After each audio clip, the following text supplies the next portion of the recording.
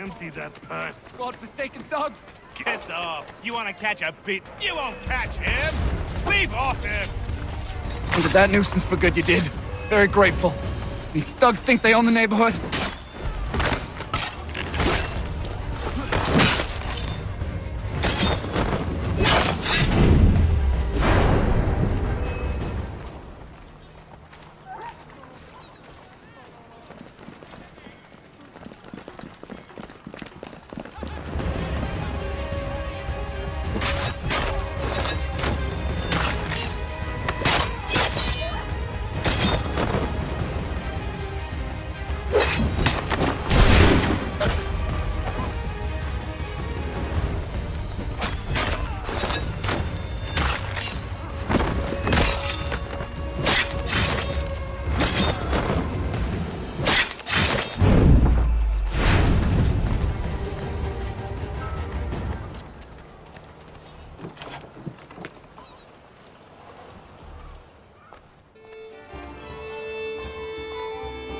So you're the lad.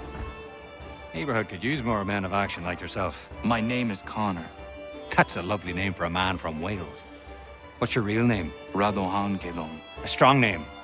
You should use it. Mine's Duncan. Plain as they come. If you've the time to spare, I'd urge you to keep on doing what you're doing. This infernal gang needs to be stopped.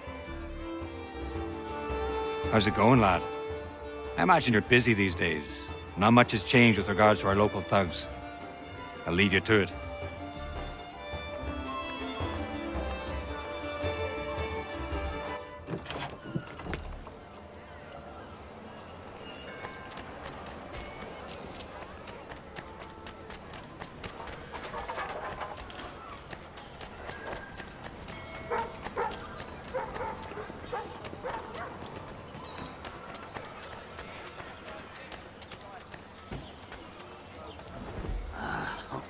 Remember that it is your friends, neighbors, and relations that are...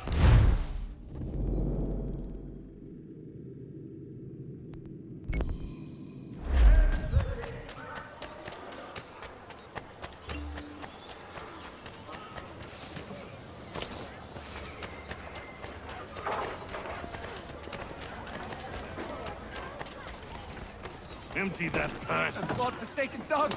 Give me all your coin. You know how this off. You want to catch a... You won't catch... Many thanks, stranger. Those chaps said they're running the place late. Good that somebody's finally standing up.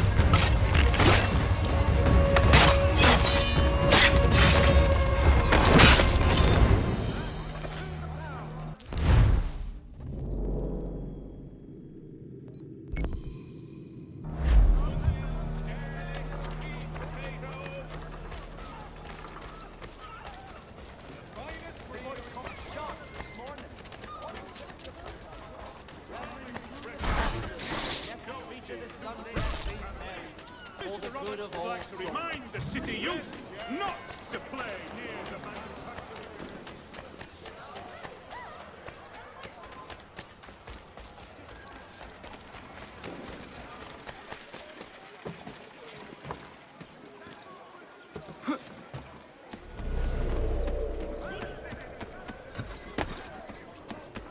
Come on!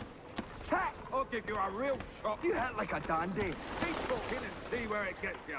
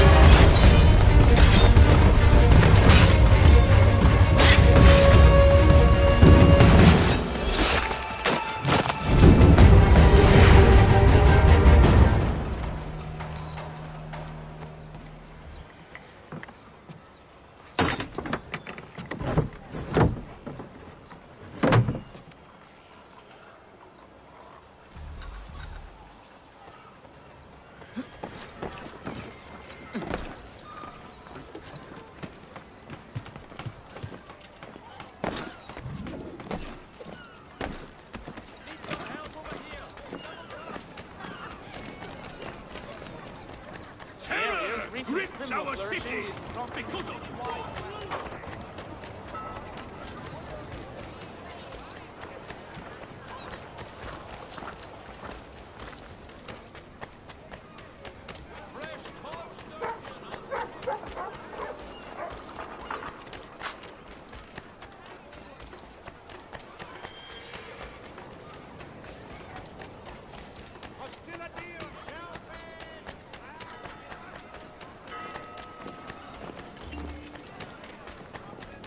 empty that purse. Godforsaken thugs! Piss off. You want to catch a bit? You won't catch him. Leave off him.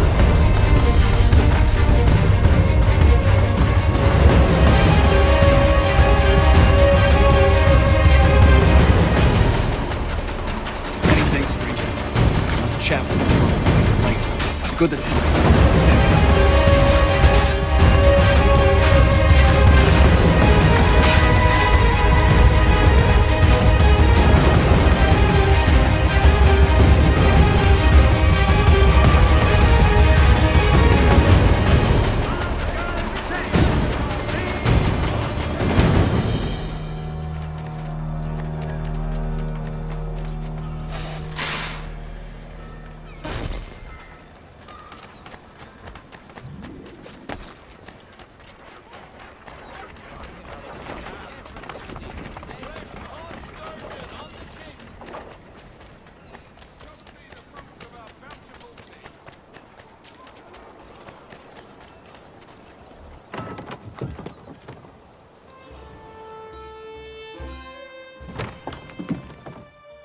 Ah, Connor!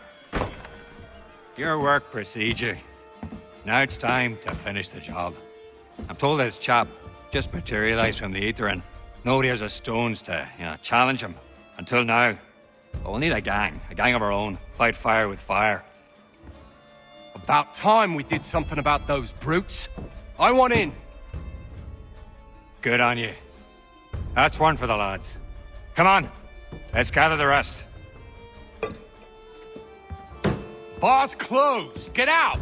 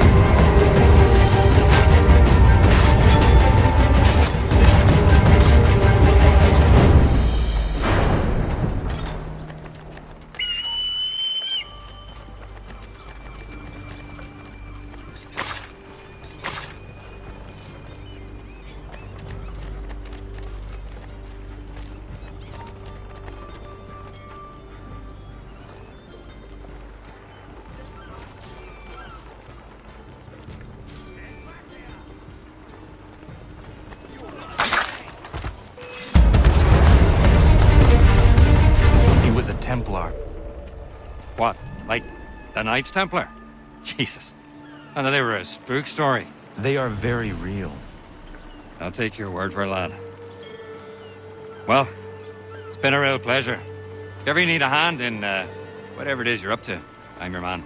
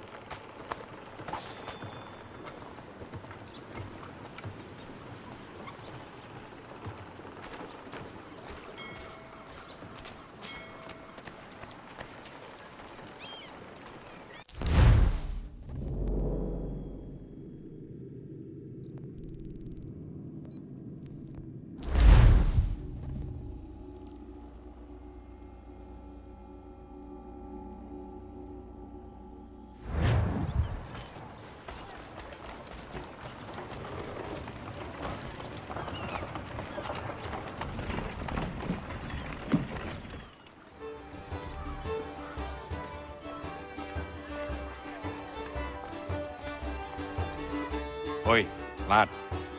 How's it going then? I am well. And you? Oh, I can't complain. There was something I've been meaning to tell you. I met your dad. It was a long time ago, in London. I was just a boy. Well, didn't meet him really, just saw him do a fella in at the London Opera House. I was sitting in the balcony with an uncle of mine, went to have a piss, and when I came back, there's your dad. Dashing as they come he was, shirt, jacket, immaculate. My uncle was just slumped there. Looked like he was sleeping, but I knew better, even if I was only a child. Your dad locked eyes on me. And I don't think I've ever been so frightened as I was in that instant. It wasn't a fear that he was going to cause me pain. It was this sense that he saw right through me, into my heart, and he would crush it if it had pleased him. But he didn't. He just raised his finger to his lips and gestured for my silence. I complied, and then he was gone.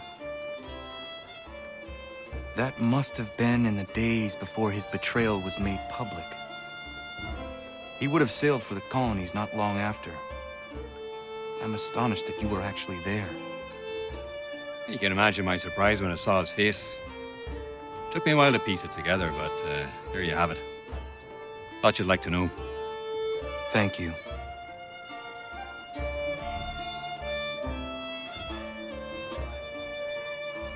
How are you faring? I'm not bad, not bad. All this reminds me of being back in the old country. Fighting for land, fighting for the right to see God my way. Didn't take long before I realized the fight was futile, except aboard a ship bound for the colonies. People over there are so wrapped up in how you perceive the Lord, they forget we're all part of his flock. Stories change, Connor. The way people tell them evolves. It's no different in the Bible, and I believe that's the real root of all the strife back home. But nobody wants to listen to me. If you don't see it their way, you're a heathen. But I feel we're honestly making a difference here. That our presence is felt, if not appreciated by all. And it makes me sleep easy at night, and that's all a man can ask for, really. I would like to visit your home country someday. How would you know? You'd turn a head or two in the Emerald Isle, I'll tell you that. Maybe one day I'll muster up the courage, go back, and bring you with me. It'd be good for a laugh at any rate.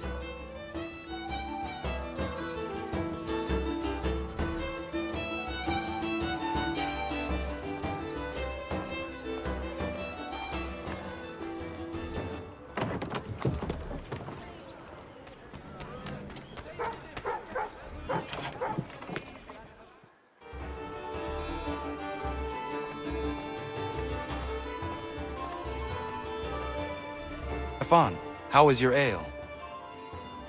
Peace, but it gets the job done.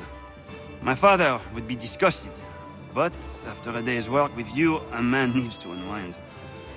I would prefer a nice bottle of wine, but these colonies lack refinement. Your father? Mon père, he was a great man. A cook in the French army during the 7 Years' War. He marched all across the White North, feeding Louis-Joseph de Montcalm and his officers, cooking them feasts from sticks and berries. When the commander-in-chief opted for open conflict over manning the battlements of Quebec, every man was called to arms, including my father. He died on the field. But I'm told he fought ferociously. It matters little. He's gone now. He would be proud of you. This is my one hope, that he smiles upon the choices I've made.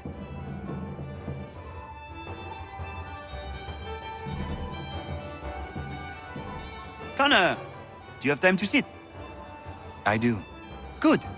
I have been meaning to ask you, how did you come to all this? I did not ask for it, but I feel it was meant to happen. I was just a boy when I met Achilles. He made me a warrior. Is that easy? I miss the kitchen, if you can believe it. I had more control in that world than I ever will in the one we inhabit.